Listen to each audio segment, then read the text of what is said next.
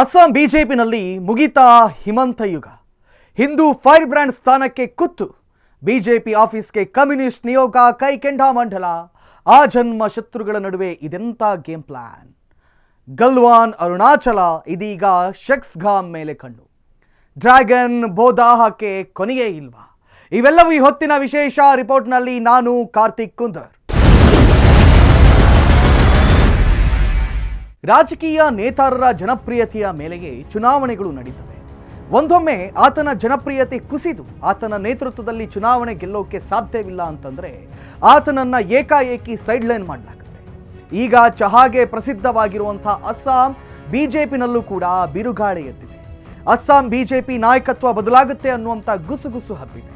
ಆ ಮೂಲಕ Hindu fire brand ಸ್ಥಾನಕ್ಕೆ ಕುತ್ತು ಬಂತ ಅನ್ನುವಂಥ ಅನುಮಾನ ಮೂಡ್ತಾ ಇದೆ. ರಾಜಕೀಯದಲ್ಲಿ ಒಬ್ಬ ನೇತಾರನ ಜನಪ್ರಿಯತೆ ಅನ್ನೋದು ತುಂಬ ಮುಖ್ಯವಾಗುತ್ತೆ. ಒಬ್ಬ ನಾಯಕ ತುಂಬ ಜನಪ್ರಿಯತೆ ಗಳಿಸಿದ್ದಾನೆ ಅಂದರೆ ಆತನನ್ನೇ ಪಕ್ಷದ ಮುಖವಾಣಿಯನ್ನಾಗಿ ಮಾಡಲಾಗುತ್ತೆ. ಆತನ ನೇತೃತ್ವದಲ್ಲೇ ಚುನಾವಣೆಗಳು ನಡೆಯುತ್ತವೆ. ಹೀಗೆ ಅಪಾರ ಜನಪ್ರಿಯತೆಯಿಂದ ಮುಖ್ಯಮಂತ್ರಿ ಸ್ಥಾನದವರೆಗೂ ಏರಿದ ಅನೇಕ ನಾಯಕರು ನಮ್ಮಲ್ಲಿದ್ದಾರೆ. ಆದರೆ ಒಂದೊಮ್ಮೆ ಆ ನಾಯಕನ ಜನಪ್ರಿಯತೆ ಕಮ್ಮಿ ಆಗ್ತಿದೆ, ಆತನ ನೇತೃತ್ವದಲ್ಲಿ ಮುಂದಿನ ಎಲೆಕ್ಷನ್ನಲ್ಲಿ ಗೆಲ್ಲೋದು ಸಾಧ್ಯವಿಲ್ಲ ಅಂತಂದರೆ ಏಕಾಏಕಿ ಆತನನ್ನು ಸೈಡ್ಲೈನ್ ಮಾಡಲಾಗುತ್ತೆ. ಈಗ ಭಾರತದ ಸಪ್ತ ಸೋದರಿಯರಲ್ಲಿ ಒಂದಾದಂಥ ಅಸ್ಸಾಂನಲ್ಲೂ ಕೂಡ ಅಂತಹದೇ ಸ್ಥಿತಿ ನಿರ್ಮಾಣವಾಗುವ ಸಾಧ್ಯತೆ ಇದೆ.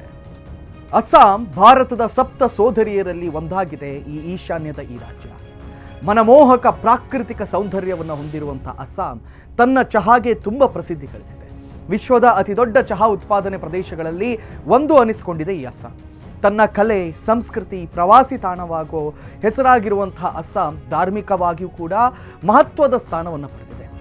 ಅಲ್ಲಿನ ಕಾಮಾಖ್ಯ ದೇಗುಲ ದೇಶಾದ್ಯಂತ ಪ್ರಖ್ಯಾತವಾಗಿದೆ. ಇಂತಹ ಅಸ್ಸಾಂ ಕೇಸರಿ ಪಡೆಯಲ್ಲಿ ಇದೀಗ ಕಂಪನ ಶುರುವಾಗಿದೆ. ಕಾರಣ ಅಸ್ಸಾಂ ಬಿಜೆಪಿ ನಾಯಕತ್ವ ಬದಲಾಗುತ್ತೆ ಅನ್ನುವಂಥ ಗುಸುಗುಸು ಶುರುವಾಗ್ತಾ ಇದೆ. ಆ ಮೂಲಕ ಅಲ್ಲಿನ ಹಿಂದೂ ಫೈರ್ ಬ್ರ್ಯಾಂಡ್ ಸ್ಥಾನಕ್ಕೆ ಕುತ್ತು ಬಂತ ಅನ್ನುವಂಥ ಅನುಮಾನ ಮೂಡ್ತಾ ಇದೆ.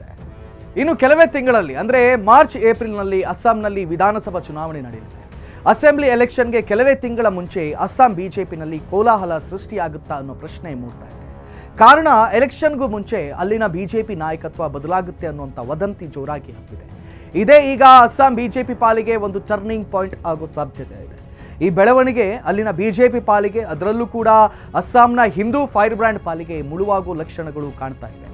ಅಷ್ಟಕ್ಕೂ ಅಸ್ಸಾಂನ ಹಿಂದೂ ಫೈರ್ ಬ್ರ್ಯಾಂಡ್ ಯಾರು ಅಂದರೆ ಅವರೇ ಅಸ್ಸಾಂ ಮುಖ್ಯಮಂತ್ರಿ ಹಿಮಂತ್ ಬಿಸ್ವಾ ಶರ್ಮಾ.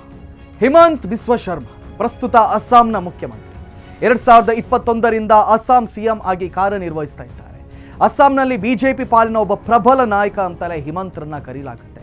ತಮ್ಮ ಬಲಪಂಥೀಯ ವಿಚಾರಧಾರೆ ಹಾಗೂ ನೇರ ಮಾತುಗಾರಿಕೆಯಿಂದ ಪ್ರಖ್ಯಾತರಾಗಿರುವಂಥ ಹಿಮಂತ್ರನ್ನ ಅಸ್ಸಾಂನ ಹಿಂದೂ ಫೈರ್ ಬ್ರ್ಯಾಂಡ್ ಅಂತಲೇ ಕರೀತಾರೆ. ಹಿಂದೂ ಫೈರ್ ಬ್ರ್ಯಾಂಡ್ ಅಂದ ತಕ್ಷಣ ನೆನಪಾಗೋದು ಉತ್ತರ ಪ್ರದೇಶ ಮುಖ್ಯಮಂತ್ರಿ ಯೋಗಿ ಆದಿತ್ಯನಾಥ್ ಹೆಸರು. ಬಹುಶಃ ಯೋಗಿ ಆದಿತ್ಯನಾಥ್ ನಂತರ ಅಲ್ಲಿ ಕಾಣಿಸಿಕೊಳ್ಳೋದು ಈ ಹಿಮಂತ್ ಬಿಸ್ವಾ ಶರ್ಮಾ ಹೆಸರು. ಅಷ್ಟರ ಮಟ್ಟಿಗೆ ಪ್ರಬಲ ಹಿಂದುತ್ವವಾದಿಯಾಗಿ ಬದಲಾಗಿದ್ದಾರೆ ಶರ್ಮಾ. ಆದರೆ ಈ ಹಿಮಂತ್ ಶರ್ಮಾ ಮೂಲತಃ ಬಿಜೆಪಿಗರಲ್ಲ. ಹಿಮಂತ್ ಬಿಸ್ವಾ ಶರ್ಮಾ ಮೂಲತಃ ಒಬ್ಬ ವಕೀಲ ಹಾಗೂ ರಾಜಕಾರಣಿ. 2001ರಿಂದ ಅಸ್ಸಾಂನ ಜಲುಕ್ಬರಿ ಕ್ಷೇತ್ರದಲ್ಲಿ ಪ್ರತಿನಿಧಿಸ್ತಾ ಇದ್ದಾರೆ.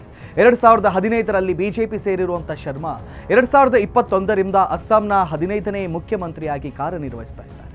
ಮೊದಲು ಕಾಂಗ್ರೆಸ್ನಲ್ಲಿದ್ದಂಥ ಶರ್ಮಾ ಈಗಿನಷ್ಟು ಹಿಂದುತ್ವವನ್ನು ಪ್ರತಿಪಾದಕರಾಗಿರಲಿಲ್ಲ. ಆದರೆ ಯಾವಾಗ 2015ರಲ್ಲಿ ಬಿಜೆಪಿ ಸೇರಿದ್ರು ಅಲ್ಲಿಂದ ಪ್ರಖರ ಹಿಂದುತ್ವವಾದಿಯಾಗಿ ಬದಲಾಗಿದ್ದಾರೆ ಹಿಮಂತ್ ಶರ್ಮಾ. ಹಿಮಂತ್ ಶರ್ಮಾರ ನಾಯಕತ್ವದಲ್ಲಿ ಅಸ್ಸಾಂನಲ್ಲಿ ಬಿಜೆಪಿ ಪ್ರಬಲವಾಗಿ ಬೇರೂರಿದೆ. ಇಂತಹ ಹಿಮಂತ್ ಬಿಸ್ವಾ ಶರ್ಮಾ ದೇಶ ಹಾಗೂ ಹಿಂದುತ್ವದ ವಿಚಾರ ಬಂದಾಗ ಮುಲಾಜಿಲ್ಲದೆ ಮಾತಾಡೋದರಲ್ಲಿ ಸೈ ಎನಿಸ್ಕೊಂಡಿದ್ದಾರೆ. ಇನ್ನು ಅಸ್ಸಾಂನಲ್ಲಿ ಅಧಿಕಾರಕ್ಕೆ ಬಂದ ನಂತರ ಅನೇಕ ಅಭಿವೃದ್ಧಿ ಹಾಗೂ ಜನಕೇಂದ್ರಿತ ಕಾರ್ಯಕ್ರಮಗಳನ್ನು ರೂಪಿಸಿದ್ದಾರೆ ಶರ್ಮಾ. ಅದರಲ್ಲೂ ಕೂಡ ಅಕ್ರಮ ವಲಸೆ ಹಾಗೂ ಭೂಮಿ ಅತಿಕ್ರಮಣ ವಿಚಾರಗಳಲ್ಲಿ ಕಠಿಣ ಕ್ರಮವನ್ನು ಕೈಗೊಂಡಿದ್ದಾರೆ. ಬಾಂಗ್ಲಾ ಅಕ್ರಮ ವಲಸಿಗರ ವಿಷಯದಲ್ಲಿ ಮೊದಲಿನಿಂದಲೂ ಕೂಡ ಹಿಮಂತ್ ಶರ್ಮಾ ಕಿಡಿಕಾರ್ತಿದ್ದಾರೆ. ರಾಜ್ಯದಲ್ಲಿನ ಅಕ್ರಮ ವಲಸಿಗರು ಅಸ್ಸಾಂ ಪಾಲಿಗೆ ಕಂಟಕವಾಗ್ತಿದ್ದಾರೆ. ಅತಿಯಾದ ಬಾಂಗ್ಲಾ ಅಕ್ರಮ ವಲಸಿಗರ ಕಾರಣಕ್ಕೆ ಅಸ್ಸಾಂನ ಡೆಮೋಗ್ರಫಿಯೇ ಬದಲಾಗ್ತಾ ಇದೆ ಅನ್ನೋದನ್ನು ಹಲವಾರು ಬಾರಿ ಶರ್ಮಾ ಹೇಳಿದ್ದಾರೆ. ಇನ್ನು ಪಕ್ಕಾ ಬಲಪಂಥೀಯವಾದಿಯಾಗಿ ಬೆಳೆದಿರುವಂಥ ಶರ್ಮಾ ಪಾಲಿಗೆ ಒಂದು ಬ್ಯಾಡ್ ನ್ಯೂಸ್ ಇದೆ. ಅದೇನೆಂದರೆ ಚುನಾವಣೆಯ ವೇಳೆ ಅಸ್ಸಾಂ ಬಿಜೆಪಿಯ ನಾಯಕತ್ವ ಬದಲಾಗುವ ಸಾಧ್ಯತೆ ಇದೆ ಎನ್ನಲಾಗ್ತಾ ಇದೆ. ತಮ್ಮ ನೇರ ನುಡಿಯ ಮೂಲಕ ಹೆಸರು ಗಳಿಸಿರುವಂತಹ ಹಿಮಂತ್ ಬಿಸ್ವಾ ಶರ್ಮಾ ಪಾಲಿಗೆ ಬ್ಯಾಡ್ ನ್ಯೂಸ್ ಒಂದಿದೆ. ಅದೇನೆಂದ್ರೆ ಹಿಮಂತ್ ಬಿಸ್ವಾ ಶರ್ಮಾ ನೇತೃತ್ವದಲ್ಲಿ ಚುನಾವಣೆಗೆ ಹೋದರೆ ಅಸ್ಸಾಂ ಬಿಜೆಪಿ ಪಾಲಿಗೆ ಕಷ್ಟ ಅನ್ನೋ ಆಂತರಿಕ ರಿಪೋರ್ಟ್ ಬಿಜೆಪಿ ಹೈಕಮಾಂಡ್ ಕೈ ಸೇರಿದ್ದಂತೆ. ಹಾಗಾಗಿ ಒಬ್ಬ ಪ್ರಬಲ ಹಿಂದುತ್ವವಾದಿಯಾಗಿದ್ದರೂ ಕೂಡ ಶರ್ಮಾ ಮುಖ್ಯಮಂತ್ರಿ ಕುರ್ಚಿಗೆ ಸಂಚಕಾರ ತರೋ ಲಕ್ಷಣ ಕಾಣಿಸ್ತಾ ಇದೆ. ಎಲೆಕ್ಷನ್ ಸಮಯದಲ್ಲಿ ಅಸ್ಸಾಂ ಬಿಜೆಪಿ ನಾಯಕತ್ವ ಬದಲಾಗಬಹುದು ಅಥವಾ ಹಿಮಂತ್ ಶರ್ಮಾ ಬದಲಾಗಿ ಬೇರೆಯವರ ನಾಯಕತ್ವದಲ್ಲಿ ಮುಂದಿನ ಚುನಾವಣೆ ಎದುರಿಸಬಹುದು ಅನ್ನೋ ಟಾಕ್ ಪ್ರಬಲವಾಗಿದೆ. ಹಿಮಂತ್ ಶರ್ಮಾರನ್ನ ಬದಲಿಸಿ ಆ ಸ್ಥಾನಕ್ಕೆ ಬೇರೊಬ್ಬರನ್ನ ನೇಮಕ ಮಾಡೋ ಮೂಲಕ ಪಕ್ಷಕ್ಕಾಗಿರುವಂಥ ಡ್ಯಾಮೇಜ್ ಕಂಟ್ರೋಲ್ ಮಾಡೋಕೆ ಬಿಜೆಪಿ ಹೈಕಮಾಂಡ್ ಮುಂದಾಗಿದೆ ಅನ್ನೋ ಸುದ್ದಿ ಎಲ್ಲ ಕಡೆಗಳಲ್ಲೂ ಕೂಡ ಹರಿದಾಡ್ತಾ ಇದೆ. ಇದು ಎಷ್ಟರ ಮಟ್ಟಿಗೆ ನಿಜವೋ ಗೊತ್ತಿಲ್ಲ. ಆದರೆ ಶರ್ಮಾ ನೇತೃತ್ವದಲ್ಲಿ ಎಲೆಕ್ಷನ್ ಫೇಸ್ ಮಾಡಿದರೆ ಅಸ್ಸಾಂ ಬಿಜೆಪಿಗೆ ಕಷ್ಟ ಅನ್ನೋ ಇನ್ಸೈಡ್ ರಿಪೋರ್ಟ್ ಬಿಜೆಪಿ ಹೈಕಮಾಂಡ್ ಕೈ ಸೇರಿದ್ದಂತೆ. ಹಾಗಾಗಿ ಚುನಾವಣೆಯ ವೇಳೆಗೆ ಅಸ್ಸಾಂ ಬಿಜೆಪಿನಲ್ಲಿ ದೊಡ್ಡ ಬದಲಾವಣೆ ಆಗಬಹುದು ಅನ್ನೋ ಸುದ್ದಿ ಹರಿದಾಡ್ತಾ ಇದೆ. ಒಂದು ವೇಳೆ ಈ ಸುದ್ದಿ ನಿಜವಾದ ಅಸ್ಸಾಂ ಫೈರ್ ಬ್ರ್ಯಾಂಡ್ ಪಾಲಿಗೆ ಸಂಕಷ್ಟ ಎದುರಾಗೋದು ಪಕ್ಕಾ ಎನ್ನಲಾಗ್ತಾ ಇದೆ.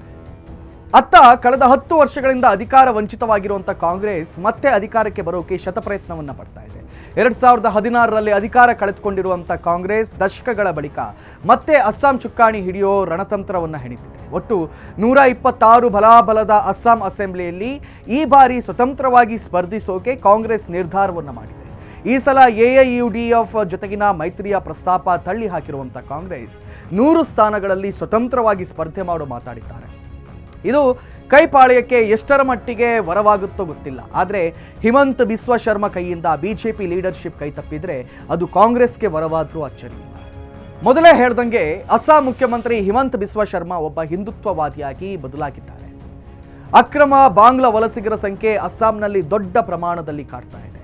ಒಂದು ಮಾಹಿತಿಯ ಪ್ರಕಾರ ಅಸ್ಸಾಂನಲ್ಲಿ ಒಟ್ಟು 3.75 ಕೋಟಿ ಜನಸಂಖ್ಯೆಯಲ್ಲಿ ಸುಮಾರು 40% ಅಂದರೆ 60 ಲಕ್ಷಕ್ಕೂ ಹೆಚ್ಚು ಬಾಂಗ್ಲಾ ವಲಸಿಗರಿದ್ದಾರಂತೆ.